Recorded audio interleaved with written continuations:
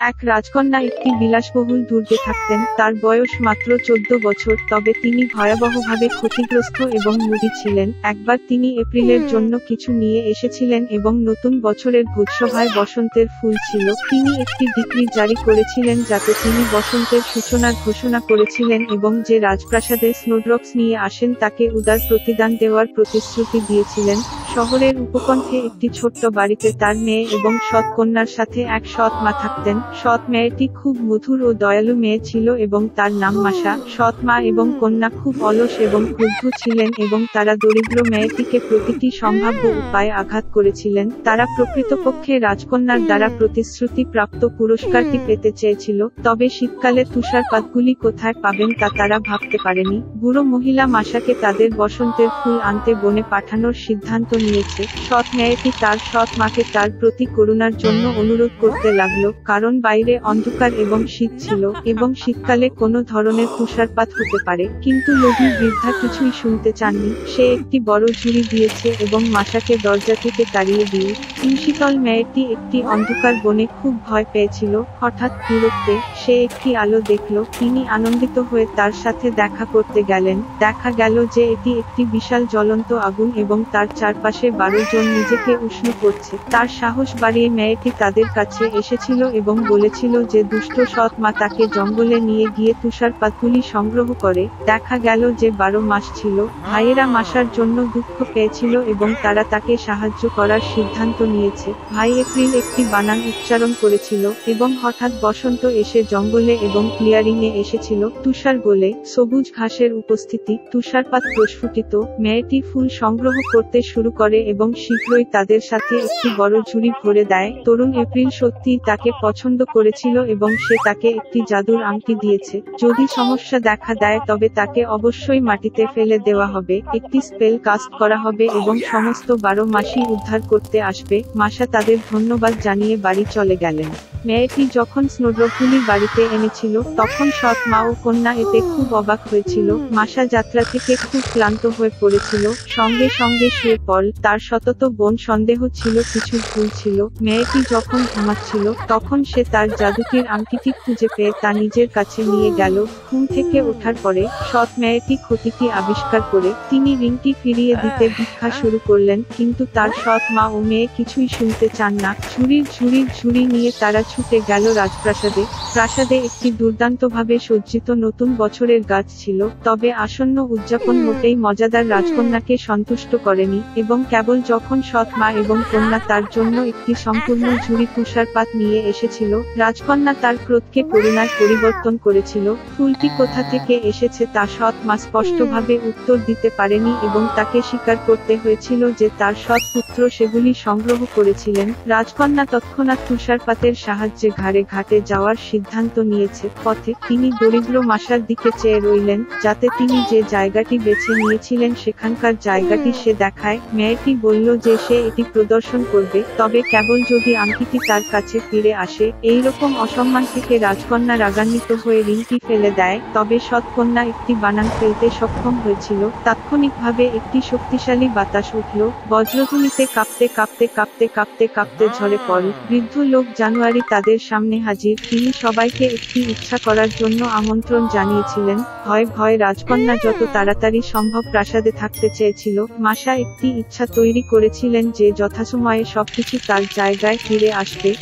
শীতে গ্রীষ্মে সৎ মা ও কন্যা এত শীতল ছিল যে তারা কোনো পশম এমনকি একটি কুকুরের তৈরি ফুটকোট চেয়েছিল। এই বলে লোভী মহিলারা তৎক্ষণাৎ কুকুরে পরিণত হল। রাজকন্যাকে প্রাসাদে পৌঁছানোর জন্য তাদের একটি নিদ্রা দেওয়া হয়েছিল। মাসা ভাইদের তাদের সহায়তার জন্য ধন্যবাদ জানায়। তারা প্রতিশ্রুতি দিয়েছিল যে সৎ মা ও তার মেয়েকে মানুষা ফিরিয়ে আনবে, তবে কেবল তখনই তারা বাধ্য হয়। মাসগুলি মেয়েটিকে একটি দুর্দান্ত বিড়ম্বনা দেয় যা ঝাঁকুনিযুক্ত ঘোড়া দ্বারা সজ্জিত। তাদের দেখে রাজকন্যা প্রাসাদে যাত্রা শুরু করল। রাজকন্যা তার জীবনে প্রথমবারের মতো দয়া করে শব্দটি উচ্চারণ করেছিলেন এবং মাসা সানন্দে রাজি হয়ে গেল।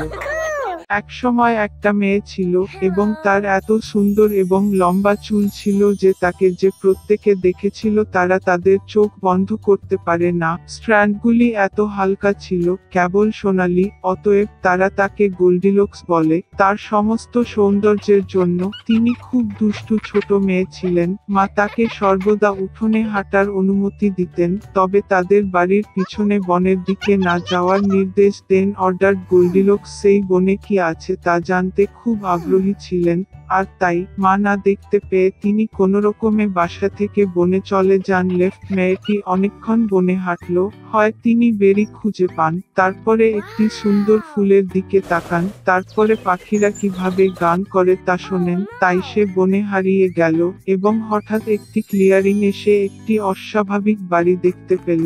গোল্ডিলক্স নিঃশব্দে তার কাছে এসেছিল। আমি ঘুরেছিলাম কিন্তু কাউকে দেখতে পেলাম না। তিনি দরজায় কড়া নাড়লেন কিন্তু কেউ উত্তর দিল না। তারপরে তিনি আরো শক্তভাবে নক করলেন এবং দরজাটি নিজেই খুলল। গোল্ডিলক্স সাবধানে প্রবেশ করল। তিনটি ভালুক সেই বাড়িতে থাকত। একটি ভালুক বাবা ছিল, বড় এবং নোংরা, অন্যটি ছিল মাদার ভাল্লুক, এটা আরো ছোট ছিল, তৃতীয়টি ছিল একটি ভালুক। ভালুকগুলি বাড়িতে ছিল না কারণ তারা জঙ্গলে বেড়াতে গিয়েছিল। মেয়েটি ঘরে ঢুকলো এবং টেবিলের উপর তিনটি বাটি পরীর মুখ দেখলো। প্রথম বাটি সবচেয়ে বড়, বাবা ভালুক ছিল। দ্বিতীয় বাটিটি ছোটটি ছিল মাদার ভাল্লুক এবং তৃতীয়টি সবচেয়ে ছোট ছিল ভালুকের বাচ্চা। প্রতিটি বাটিতে কাছাকাছি একটি চামচ রাখুন, বড়, মাঝারি এবং ছোট।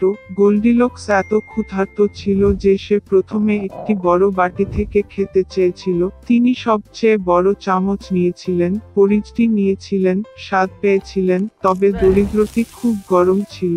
তারপরে সে একটি মাঝারি চামচ নিয়েছে, পরিচটি নিয়েছে, স্বাদ পেয়েছে, তবে দরিদ্রটি খুব শীতল ছিল। অবশেষে সে একটি ছোট চামচ নিয়ে ছোট বাটি থেকে দুইটি স্বাদ গ্রহণ করলো। এই পরিচ গরম বা ঠান্ডা ছিল না, ঠিক, আর গোল্ডিলক্স ছোট্ট বাটি থেকে সমস্ত দই খেয়ে ফেললো। খাওয়ার পরে মেয়েটি বসতে চেয়েছিল এবং চুলার কাছে তিনটি চেয়ার দেখতে পেল, একটি বড়, আরেকটি ছোট এবং তৃতীয়টি খুব ছোট, একটি ছোট বালিশ দিয়ে উইথ। প্রথমত তিনি বৃহত্তম চেয়ারে ওঠার চেষ্টা করেছিলেন কিন্তু পারেননি। তারপরে মেয়েটি মাঝখানে চেয়ারে বসার চেষ্টা করেছিল, তবে এটি খুব শক্ত এবং অস্বস্তিকর ছিল। অবশেষে তিনি সবচেয়ে ছোট চেয়ারে বসলেন এবং এটি তার পক্ষে ঠিক ছিল। গোল্ডিলক্স চেয়ারটি এত পছন্দ করেছিল যে সে তার উপর দুলতে শুরু করে। চেয়ারটি কেটে গেল, ভেঙে পড়ল এবং সে মেঝেতে পড়ে গেল।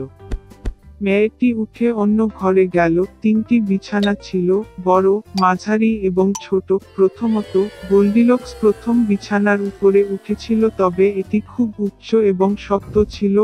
আমি মাঝখানে শুয়ে পড়লাম, এটি খুব প্রশস্ত এবং নরম ছিল। মেয়েটি তৃতীয় বৃহত্তম বিছানায় শুয়েছিল, তিনি তার জন্য ঠিক ছিল। গোল্ডিলক্স এত আরামদায়ক বোধ করেছিলেন যে তিনি দ্রুত ঘুমিয়ে পড়লেন। ভালুক পরিবার ঘরে ফিরে মেয়েটি দ্রুত ঘুমিয়েছিল। ভালুক খুব খিদে পেয়েছিল এবং সঙ্গে সঙ্গে টেবিলে চলে গেল। তার বাটিটি দেখে পাপা ভালুক সত্যিই রেগে গেলেন, কেউ আমার পরিয়া খাচ্ছিল, সে বড় হয়েছে। ভালুক মাও তার বাটিতে ঢুকলেন এবং কম জোরে গজিয়ে উঠলেন, আমার বাটি থেকেও কেউ খাচ্ছিল। এবং ভালুক শাবক তার খালি বাটিটি দেখে উচ্চস্বরে চিৎকার করে বলেছিল, কেউ আমার বাটি থেকে খায়নি, সে আমার সমস্ত পরিয়া খেয়েছে। ভাল্লুকের গন্ধে কিছু ভুল ছিল। টেবিলটি রেখেছিলেন এবং চারদিকে তাকাতে শুরু করলেন। বাবা ভালুক খেয়াল করলেন যে কেউ তার চেয়ারটি সরিয়ে নিয়ে গেছে এবং ভয়াবহ কণ্ঠে বেড়ে উঠেছে, কেউ আমার চেয়ারে বসেছিল। মা ভালুক তার চেয়ারের দিকে তাকিয়ে অভিযোগ করলেন, কেউ আমার চেয়ারে বসেছিল এবং এটিকে সেখানে থেকে সরিয়ে নিয়েছে। এবং তারপরে ভালুক তার ভাঙা চেয়ারের দিকে তাকালো এবং আবার জোরে চেঁচিয়ে উঠল, কেউ আমার চেয়ারে বসেনি, তবে ভেঙেছে। তিনটি ভাল্লুক সাবধানে শোবার ঘরে কেউ আমার বিছানায় শুয়ে পড়ে গুড়িয়ে দিয়েছিল।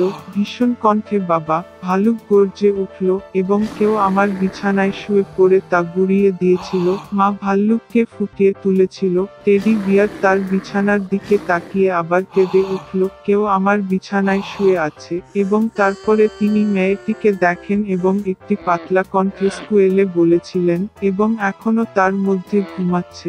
বাবা এবং মা ভাল্লুক বিছানায় গিয়ে দেখলেন একটি ছোট মেয়ে সেখানে ঘুমিয়ে আছে। গোল্ডিলক্স ভালুকের বাচ্চাটির কান্না থেকে জেগে উঠল এবং খুব ভয় পেয়ে গেল। তার সামনে 3টি ভাল্লুক ছিল। তিনি তাৎক্ষণিকভাবে বাসা থেকে ঝাঁপিয়ে পড়লেন এবং পিছন ফিরে না তাকিয়ে তার চোখ যেখানেই ছুটে গেলেন। মেয়েটি দীর্ঘকাল দৌড়েছিল, খুব ক্লান্ত ছিল এবং তারপরে সে তার মাকে দেখেছিল যে বনে তার নিখোঁজ মেয়েটির সন্ধান করছে। তারপর থেকে গোল্ডিলক্স সর্বদা তার মায়ের কথা শুনেছিল এবং তার অনুমতি ব্যতীত কিছুই করেনি। তিনি খুব বাধ্য, দয়ালু এবং ভালো মেয়ে হয়েছিলেন।